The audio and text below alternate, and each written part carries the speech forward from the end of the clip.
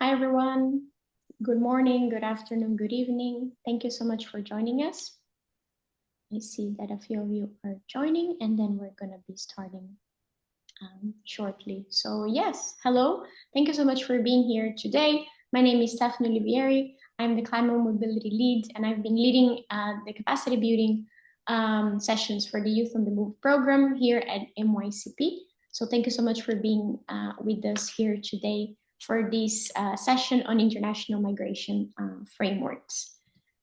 So before we start, I just want to let everyone know that we have a live translation from English, apologies, to French. So how you can access that is that you can click to the globe icon that hopefully you can see at the bottom of your screen. If not, there should be 3 dots that say more, and then you're going to be able to see there.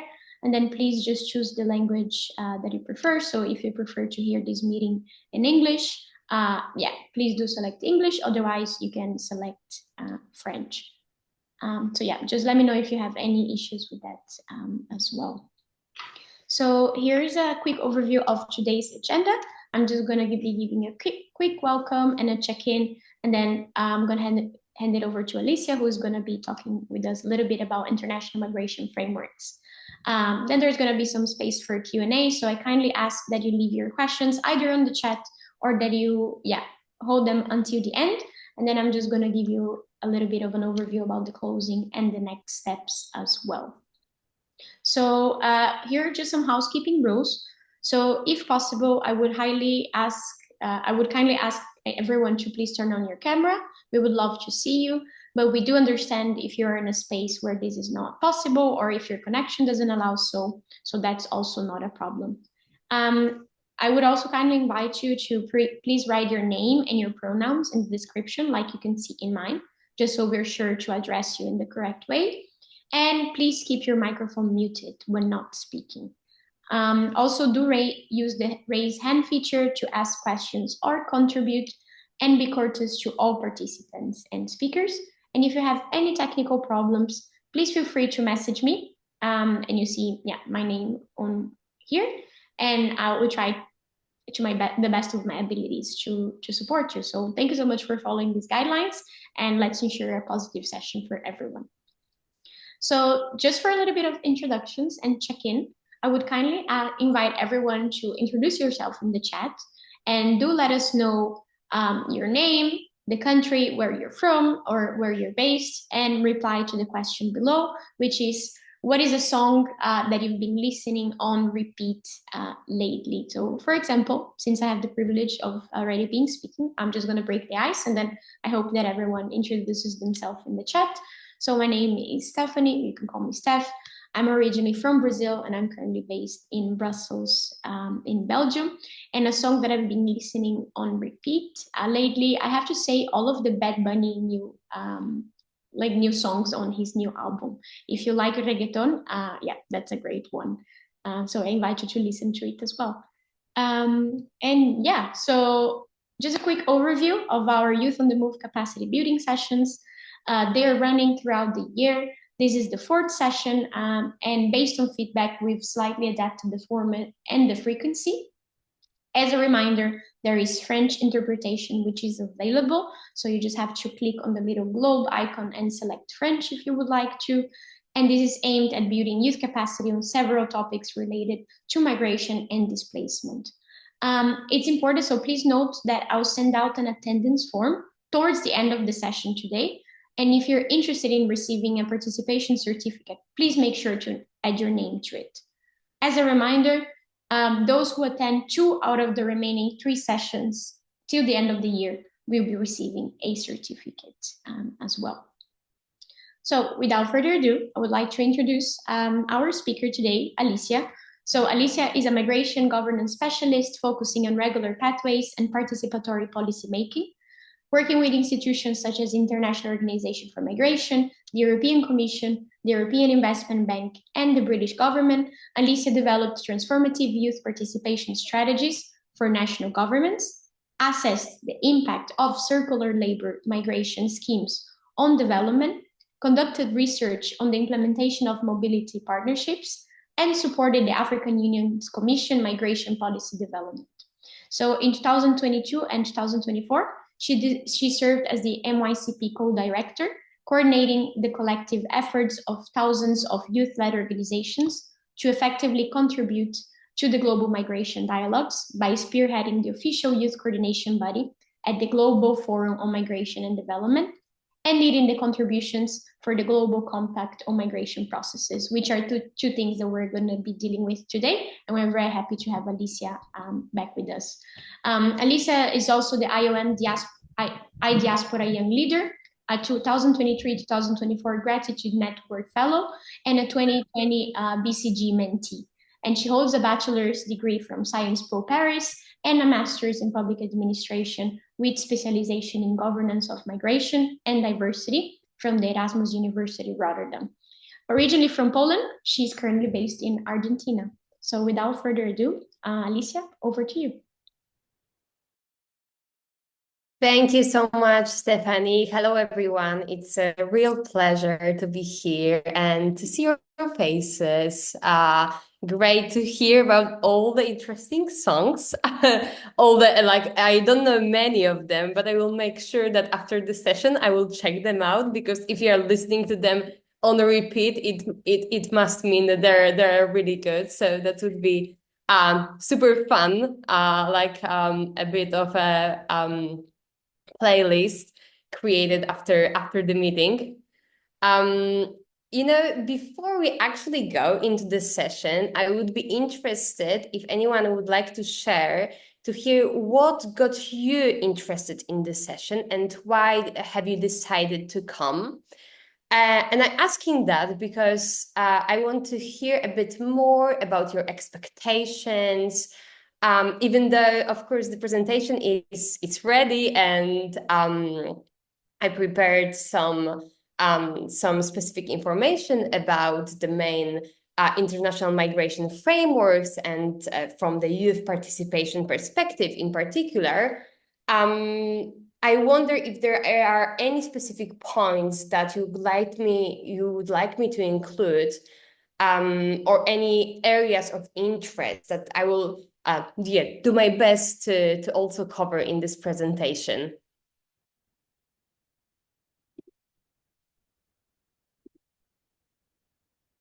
If anyone wants to go, just unmute yourself.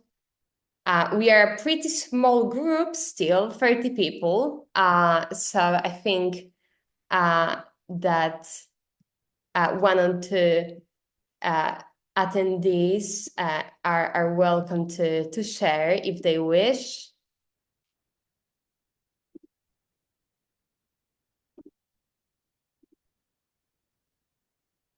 I think I got by accident a private message of someone saying they want to understand how they can better engage with the GCM. Okay, that's good. That's good, but because that will definitely be covered in the session. Also, I see in the chat that Pauline is sharing that she's interested in technology. Oh, that's area that I'm definitely not an expert with, but I will do my best to think about possible connections between migration technology, because obviously there are, as migration is connected to basically all of the sectors and area that we can imagine, how youth can engage in migration issues. So from Priscilla coming more practical perspective, I guess.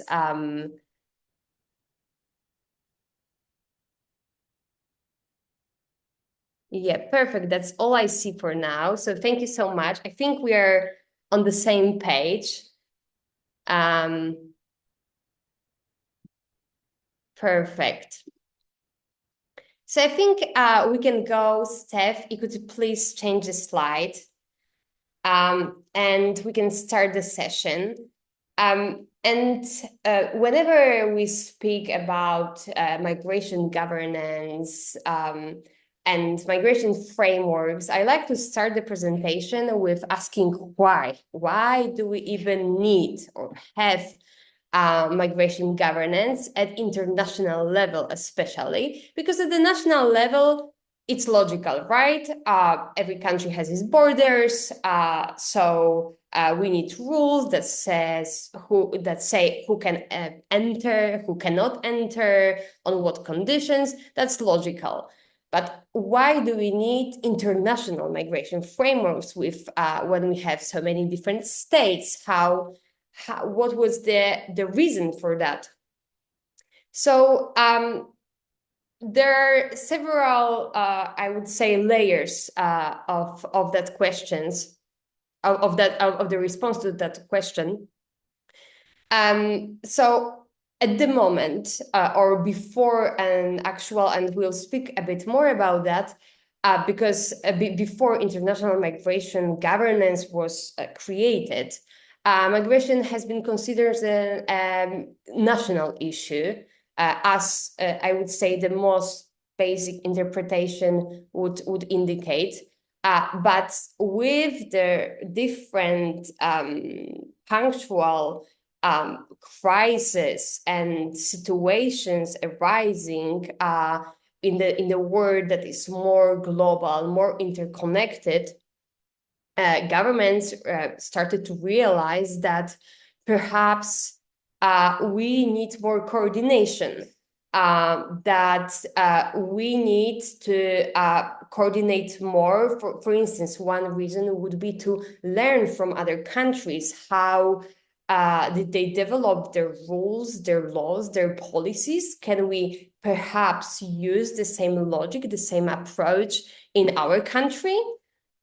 Then we also see some unprecedented situations, and we'll speak a bit more about this. Like, for instance, for Europe, it was the 2015 big migration crisis. I really don't like this word, but somehow it's become part of the typical wording when we speak about the time. But that was actually one of the main reasons why, when we speak about Europe, only about Europe, countries decided to coordinate more the migration perspective, because as human rights organizations realize that because of how migration is handled at the national level, often the outcome is that not all human rights principles are being realized. So there's this imbalance between state sovereignty and migrants' rights, that states, as we said at the beginning, have the right to set their own rules, but as an outcome of these rules and regulations, some of the rights might be violated. So this is the thinking. There's also the additional reasons, except of course these humanitarian and crisis situations, are development. As we also said before, migration is connected to many different areas, to education, to climate.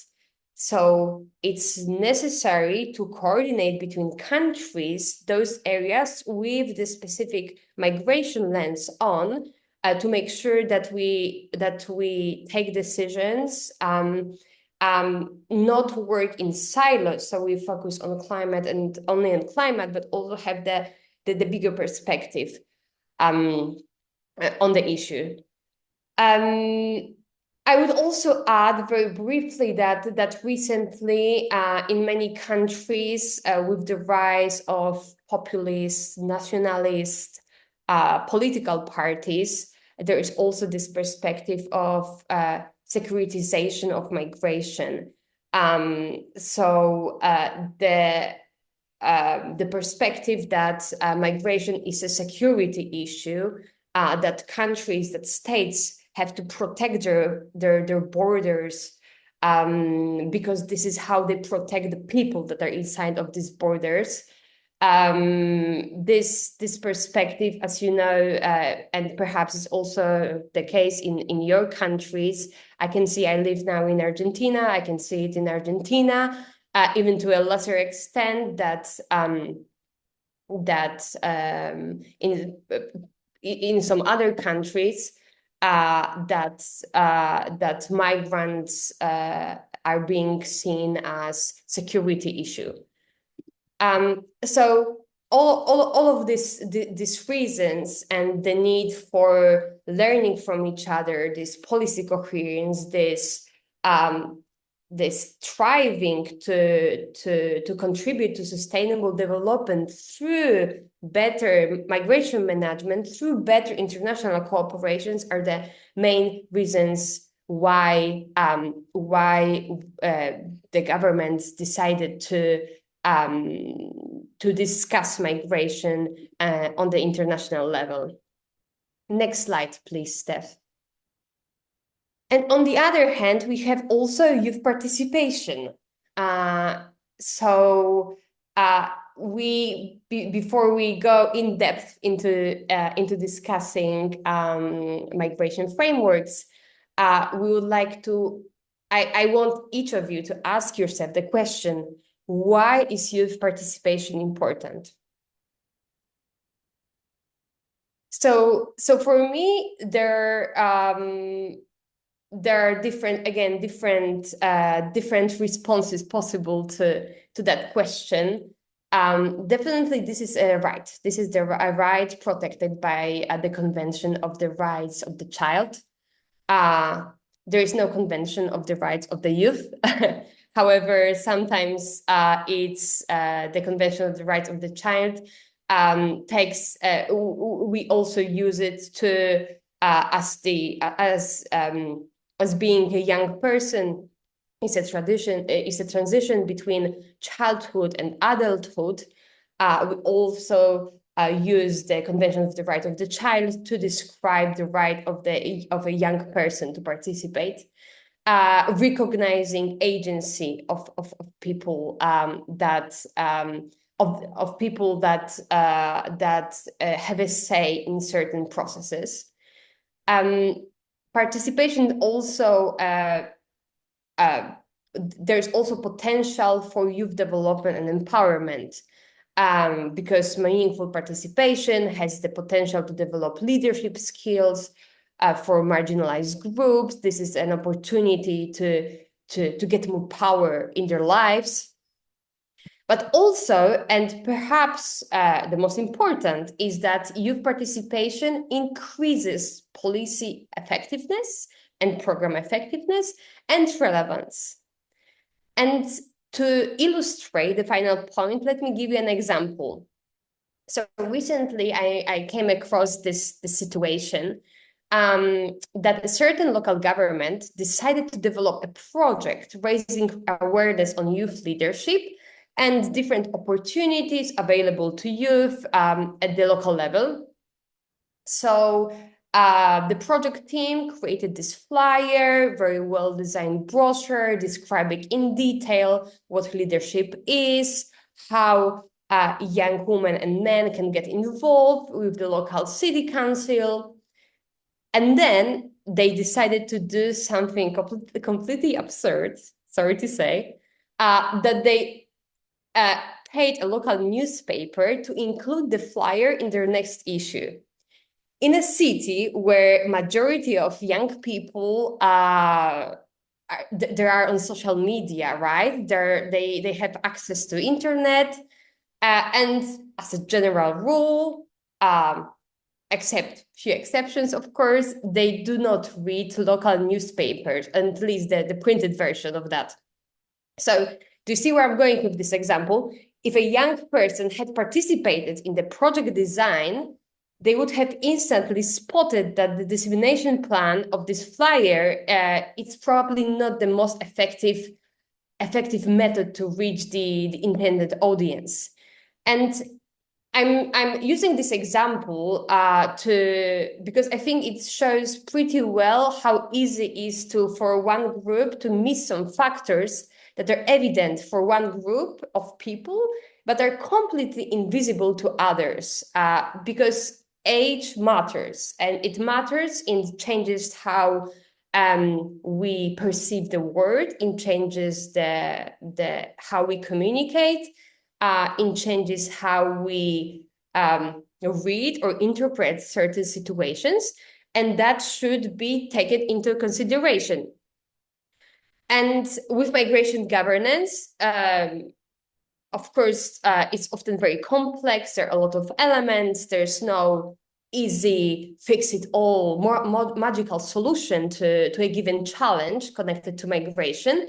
But definitely, I believe, and I think that judging, that given that you are here, you also believe in that youth participation, meaningful youth participation in migration policy is a one step closer to finding out and discovering different, often innovative solutions to the challenges that arise. Okay, I think next slide, please. So without further ado, I want to center the presentation on the question: to what extent are young people able to meaningfully participate in international migration governance? We have less than 1 hour, so definitely I won't be drowning you in data that you can easily Google. What I really want to do, and also thank you for the comments that will be really useful, that this is the right track.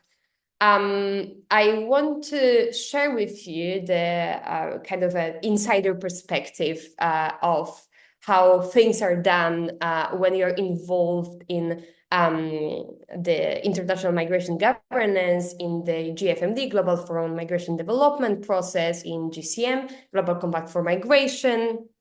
So what I do, instead of overflowing you with information that you can find online, I will try to focus as much as possible on my perhaps quite subjective impressions and conclusions from the engagement in those processes, but also of my team when I was part of my CP. So that you can hopefully, based on that, have more awareness of how things actually look like in practice. And because this is definitely a perspective that I was missing when I was back in your position a couple of years ago. Next slide, please. And next slide, please. Yes, so of course, we have to talk a bit about history of GFMD, Global Forum on Migration and Development. So the idea itself of the forum was proposed by former UN Secretary General, Mr. Kofi Annan.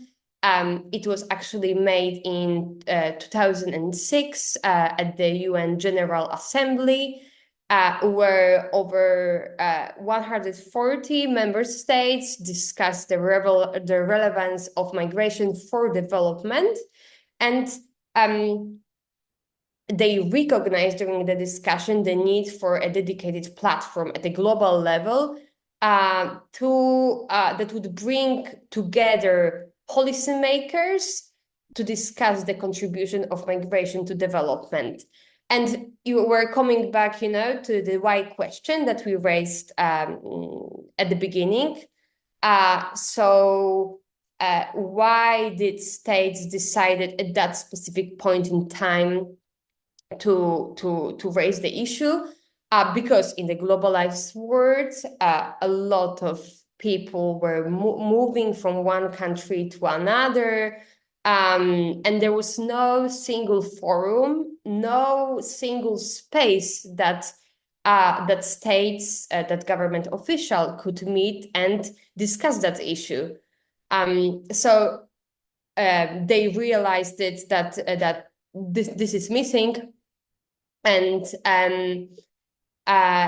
after next year, so in 2007, the first GFMD summit, GFMD Global Forum on Migration Development, was hosted in Belgium, and with Belgium becoming the first GFMD chair, so the government managing, structuring the discussion. It's important to realize that GFMD has been and is still informal, non-binding, voluntary, and government-led process. So what does it mean? Informal, it means that all the discussions that are taking place are not media ready, so-called. So there are just discussions. There are not official statements, not declaration of any government. They're just a way of getting across this topic, and frankly discussing some of the challenges or the different achievements that countries were able to make.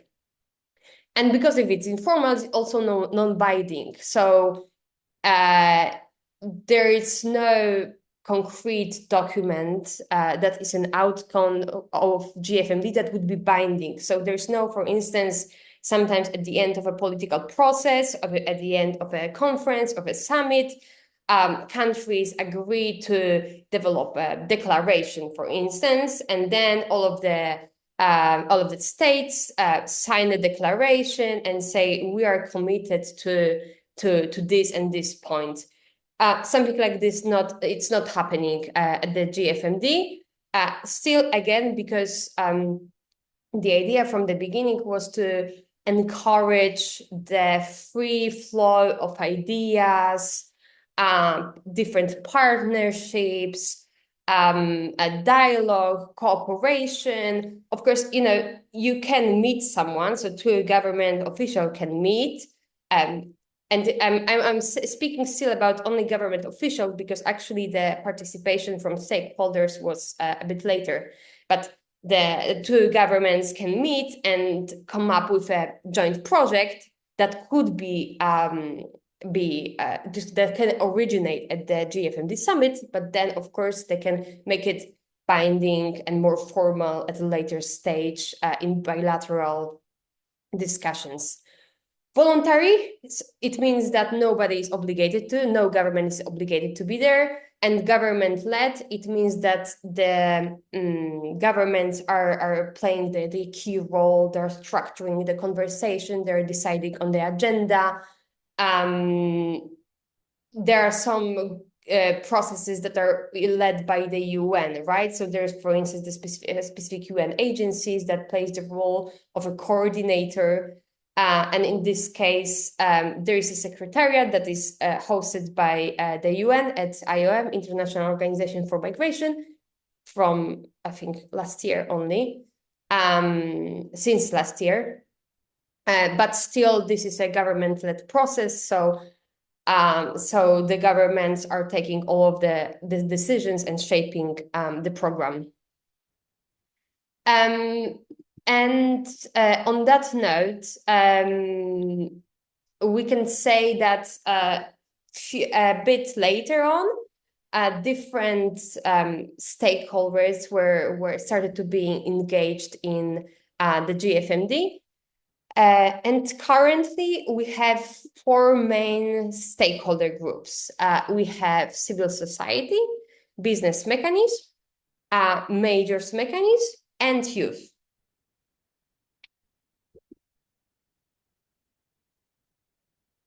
Next slide, please, Steph. Let me see. Okay. So here also I wanted to share with you objectives of the GFMD.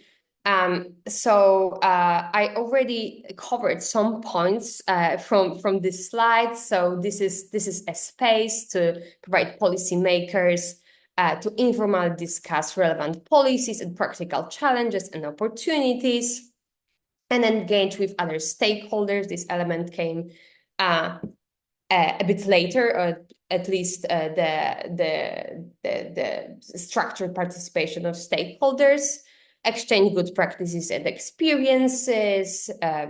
So if something happens in one country and they found very smart solution to that, a win-win-win solution to that, they can share it with others, identify information policy and institutional gaps.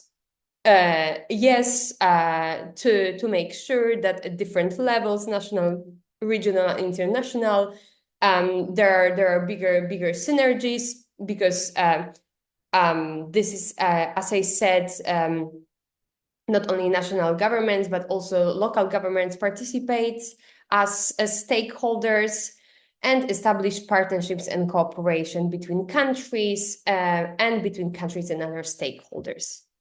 Next slide, please. Okay, yes, and this is the stakeholder. This is the graph that I wanted to show you. As you can see, the GFMD chair, so a country, a government, is this plays the central role. If you look to the left, you will see other stakeholders that shape the GFMD discussions, which are member states, civil society, business mechanisms, majors mechanisms, the local government, and youth stakeholder network. And as you can see, the youth stakeholder network is connected with all other mechanisms. And this is, and why is that? This is the reason why is that youth are actually part of all of the different, all of the other stakeholders. Youth are not a separate stakeholder network, right? They're not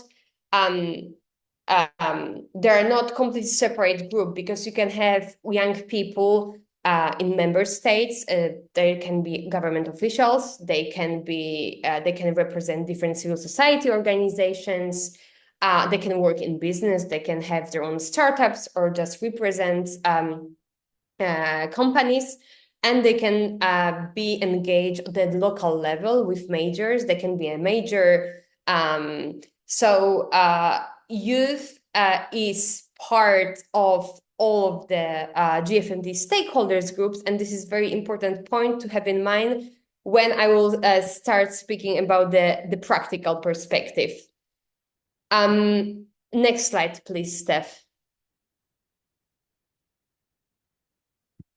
And very briefly, because I actually took a bit too much time to go into the history of GFMD, how youth participation was born at the GFMD. It's a process. It didn't happen overnight.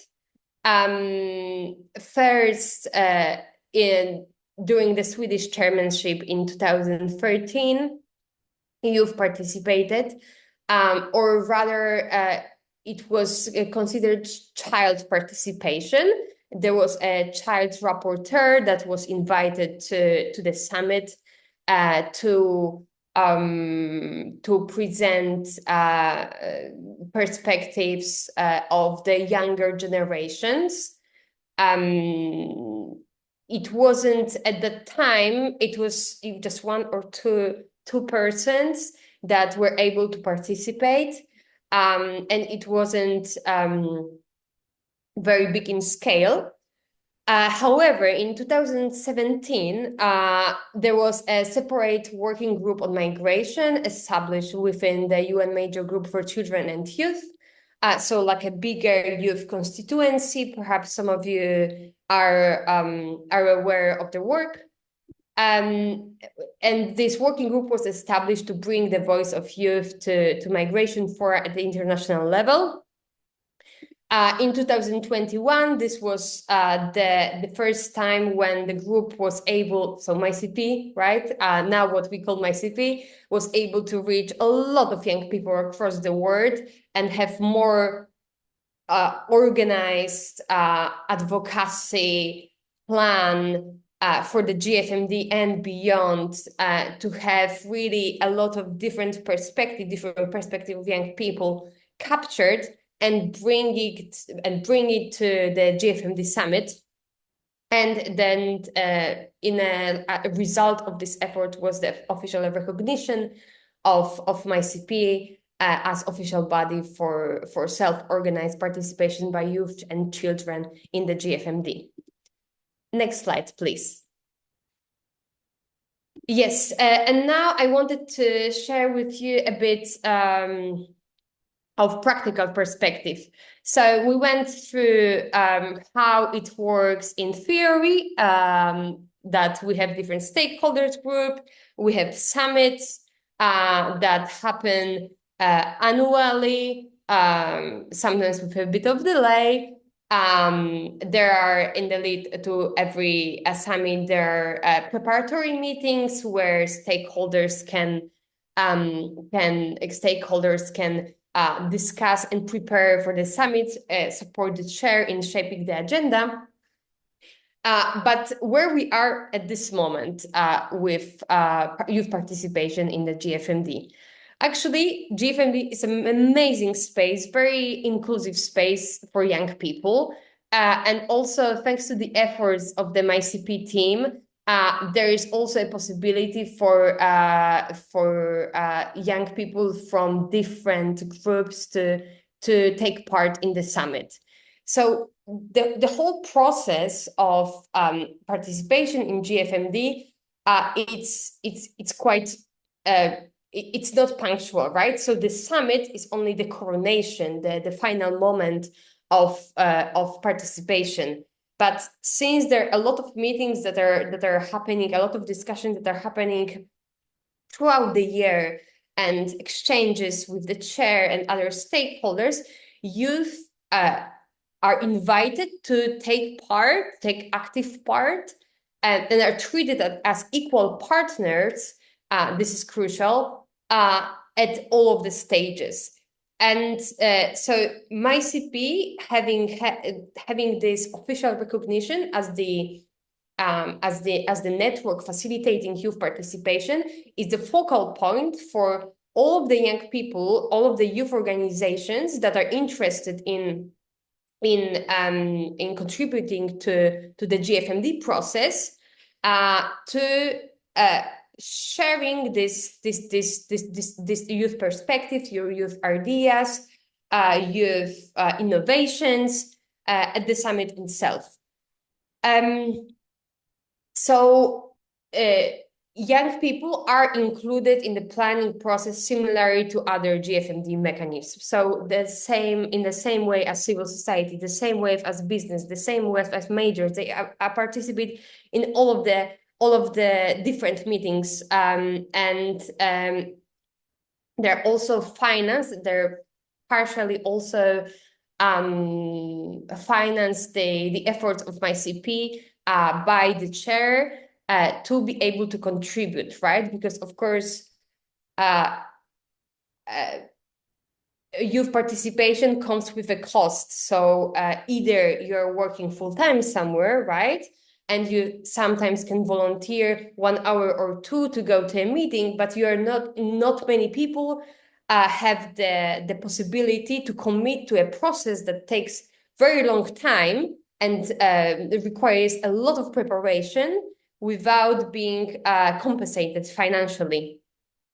So that part, at least partially, is supported usually by the chair of the GFMD. Of course, it also requires negotiation, but so far the experience was rather positive with that. And what is also crucial that the GFMD steering group, so I won't go into that because actually we don't have time, but the managing body of the GFMD officially recognized youth engagement. It means that it's written in the regulations, so-called, of the GFMD, that young people should be considered as equal equal partners in the GFMD. And it was a huge step for youth participation, because it means that for future generations of young people, it will be easier to claim their space, to make sure that their voice is heard, because it's it's written, it's confirmed, there's official status. So congratulations to the different generations of young people that were able to make that come true. Okay, I think that's it for now for regarding GFMD, and let's go now to GCM. And next slide, please. And once again, we have here, we can see the history of the GFMD. So it started in 2016. And actually, this is why I already mentioned the so-called migration crisis in Europe, because it was the one of the key factors that pushed many member states to start discussing again refugees and migrants rights and how to better manage migration.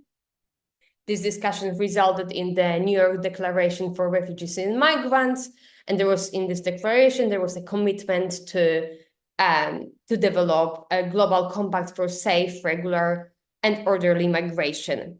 So after years of discussions and negotiations, in 2018, the GCM was formally adopted. It was rejected by a few countries, but the big majority voted in favor of the GCM. Next slide, please. So for young people, but not only for young people, for all of the migrants, it was really another big step, big change in international migration governance, because it was the first ever intergovernmental negotiated agreement covering different dimensions of international migration. So these connections that we will also see in a while, these connections with the other areas, that we were saying that migration is connected to a lot of different areas, including technology, for instance. So it is covered in the GCM.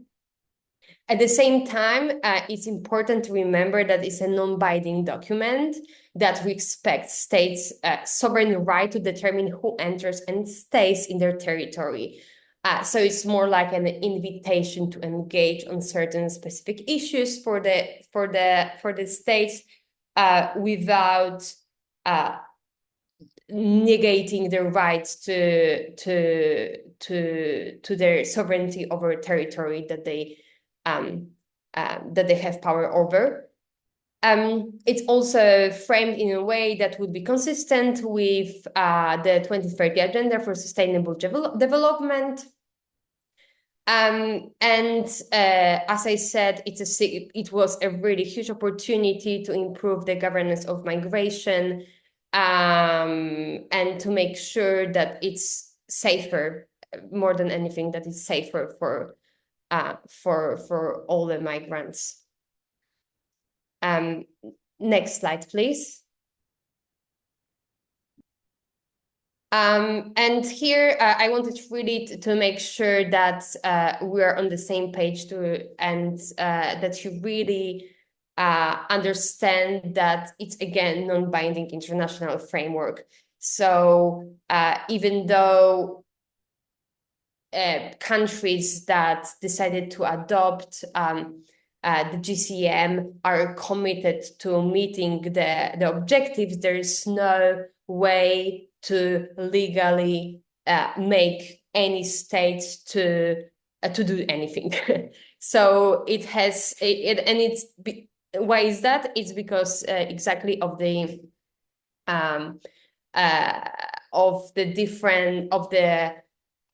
perspective on migration, that it should be the states should be the ones managing it. And because of that, and because of some resistance from different member states to and the kind of the perspectives that this somehow would influence their sovereignty, there was a lot of pushback against making it more binding. So there's no formal legal obligation of compliance. Next slide, please. Yes, and it has the GCM has 23 different objectives, and provides 360-degree vision of international migration, to realize the comprehensive benefits of migration, address different risks and challenges that migration could bring. And each objective has specific action items that address the topic in detail. You can also check it on the website of the UN Network on Migration to see details of that. It's also important to note that the 23 objectives interlink with each other. So each requiring full participation, review, and implementation from all actors in society, including, of course, young people. This is important. The objectives are important. So whenever you want to engage in any advocacy activities, it's important always to refer to different frameworks and as a basis for your advocacy. So I invite all of you to actually use the GCM objectives, as you often might use other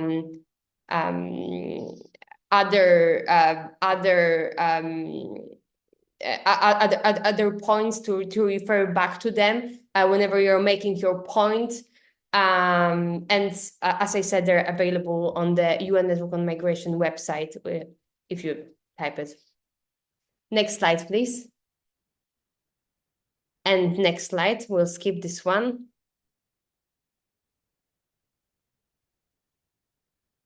Okay, so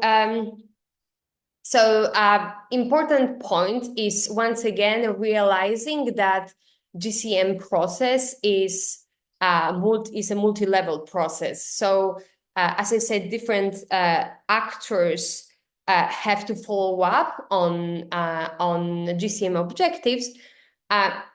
So that's why also member states in the GCM text agreed to review progress, not only at the national level, but also in local, so city level, regional, so between countries, and then a global level. So that's why in order to realize that, every 4 years, there is International Migration Review Forum. The first happened in 2022 in New York. The next one is planned for 2026. There are also regional reviews. So the most recent one was in 2024. I think that even for Latin America, were delayed to 2025, where member states are meeting at the regional level, comparing their experiences and supporting each other in reviewing progress.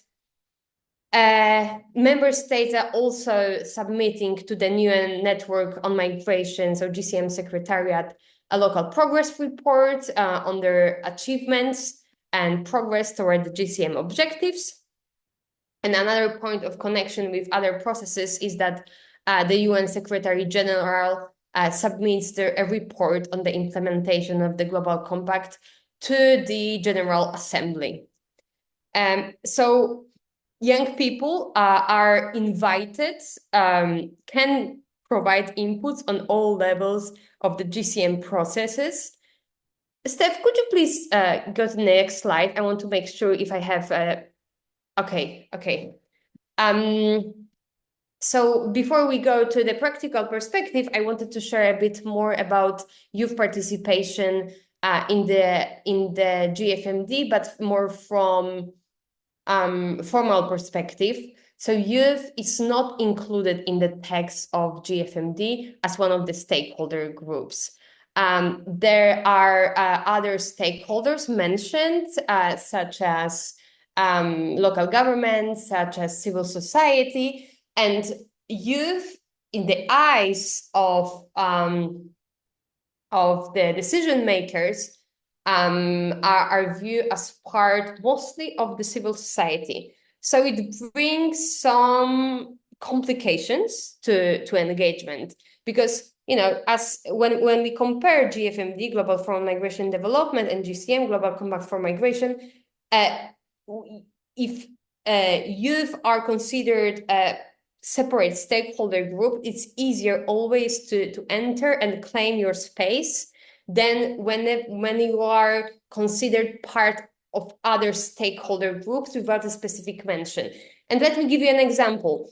So if there is a regional meeting, for instance, let's say in Latin America, it happened this year in Santiago de Chile, the regional meeting. So according to the rules and norms, I would rather say, that were established by the UN Network on Migration, civil society is invited to the discussions that are happening at the local level, but there's no requirement to also invite young people. So this is only the goodwill sort of person that prepares invitations, that manages the meeting from more logistical perspective in making sure that there are young people also represented at that meeting.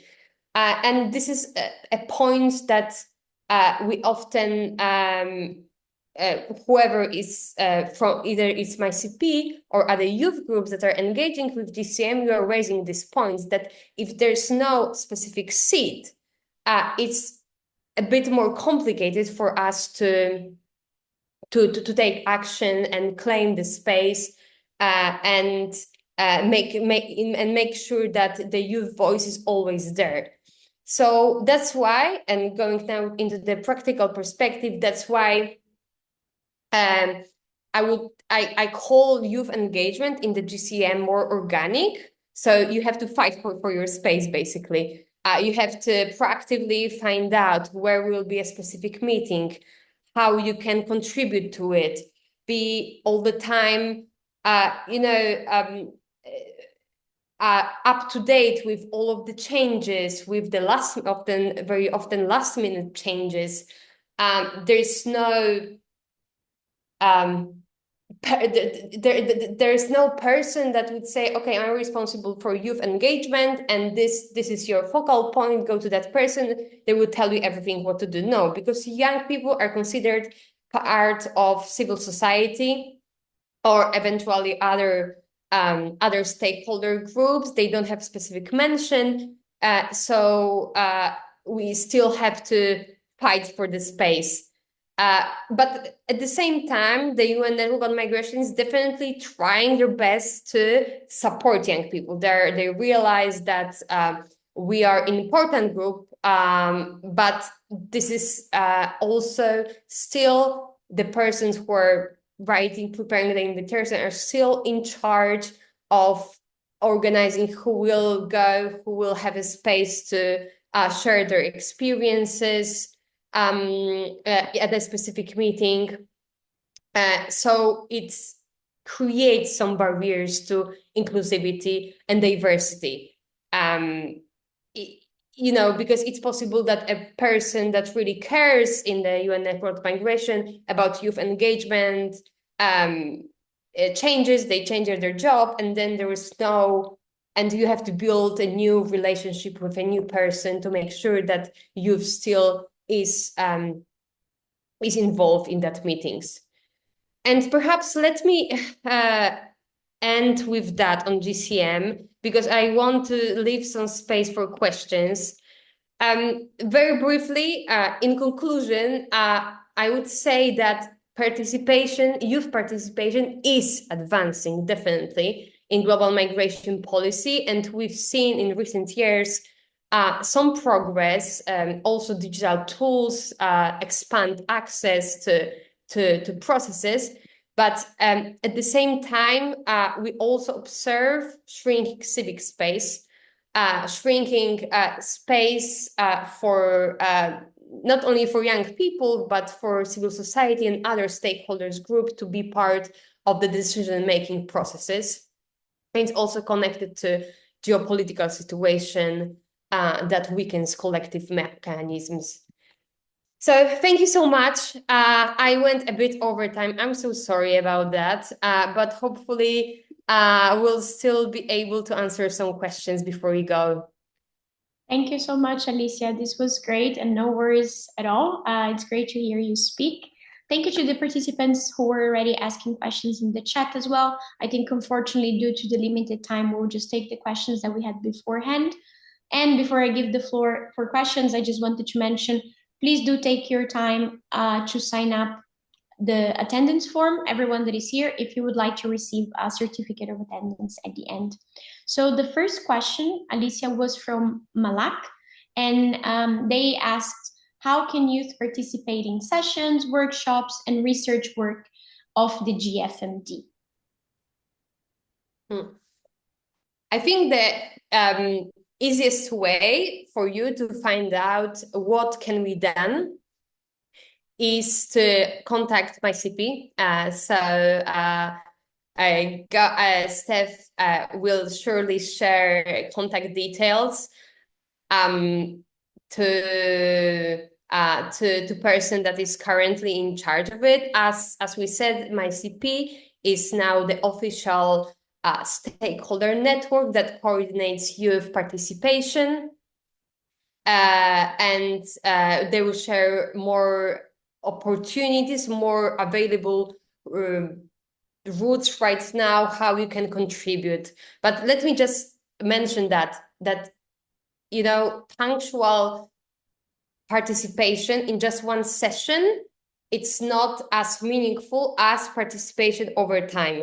So this is something that young people have to be aware of, that in order to participate meaningfully, you have to learn the process, know what the discussion is about, prepare your vision, prepare your perspective on a specific topic, and only then to participate. So it requires time and commitment.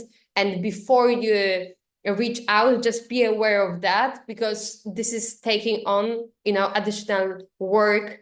And I don't know if always one can, in addition to normal responsibilities, to take on these additional responsibilities that would be meaningfully participating in a political process.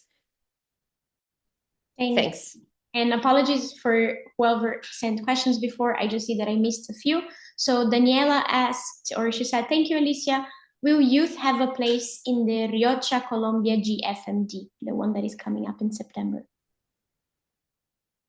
Yes, from what I understand, I am not part of the decision-making team anymore. But from what I understand, yes, youth will be participating. I know that it's a bit more tricky that last year with when the chair was France because of different last minute changes. So expect some complications, but yes, as we said, it's written in the text that youth have the right to participate, and we will participate. We'll do everything we can to make sure that the voice of young people is heard. So yes, the short answer to your question is yes. Thank you. The next question, and apologies everyone, I think we're just going to go 5 minutes over time. So if you do need to leave, please, it's okay. We completely understand. Thank you for being here. But I just want to make sure that we go through the questions. So the next question is from Nira. Apologies if I'm pronouncing it wrong. She says, hi, Alicia.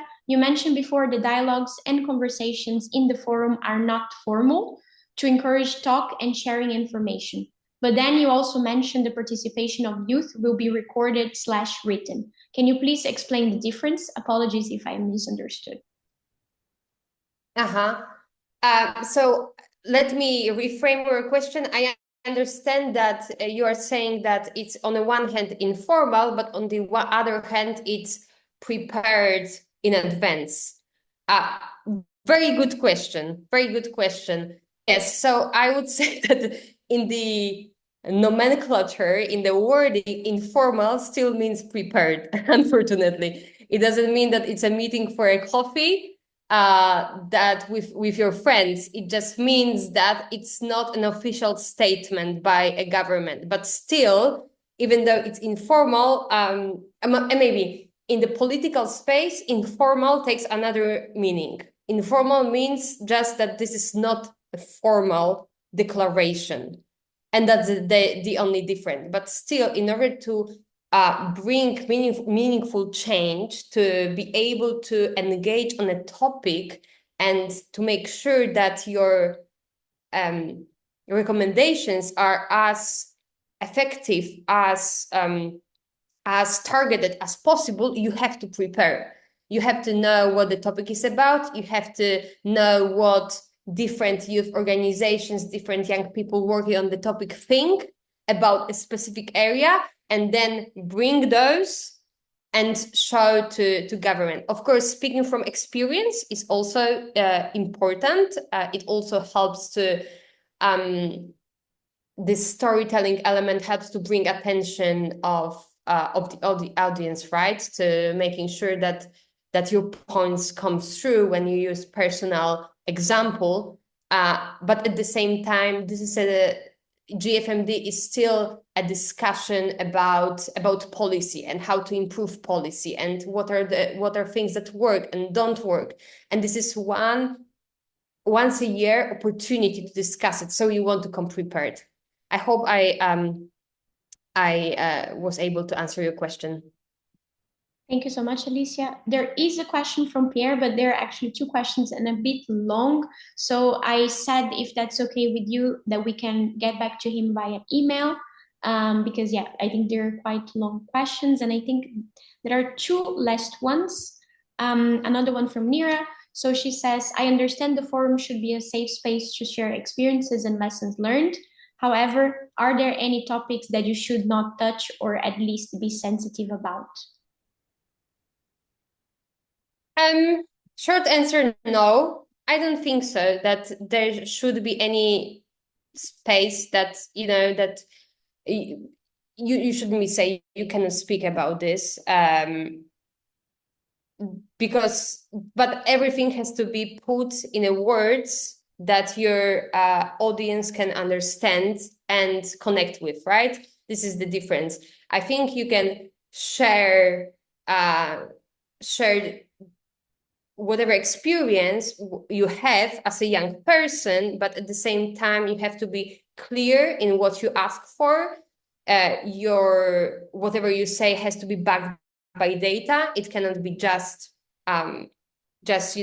taken out of thin air. It has to be because we strive for, also as young people, for evidence-based policy making, right? So you want to make sure that anything that you say, it's not just your impression, it's also there is a wider consensus behind whatever your claim is. Thank you so much, Alicia. And apologies, everyone. That will be the last question, so we can wrap up for today. So Valentin asked, can students join, or do you have to be part of an organization or association? And I don't know if they mentioned GFMD, actually. Yes, so it's always easier as an organization because of exactly what we were saying, of the requirement to be involved at different stages. So for one person, it's just very hard to manage all the engagements because there are sometimes meetings, sometimes overlapping meetings. or meetings in different languages, different regional meetings. So it's just hard for one person to manage that all by themselves. And that's why the participation of individuals is rather limited. I'm not saying it's impossible, because my CP for the GFMD especially presents opportunities for the participation of individuals. As for the Migration Youth Forum, for instance, individuals can join that. But if you want to prepare your advocacy action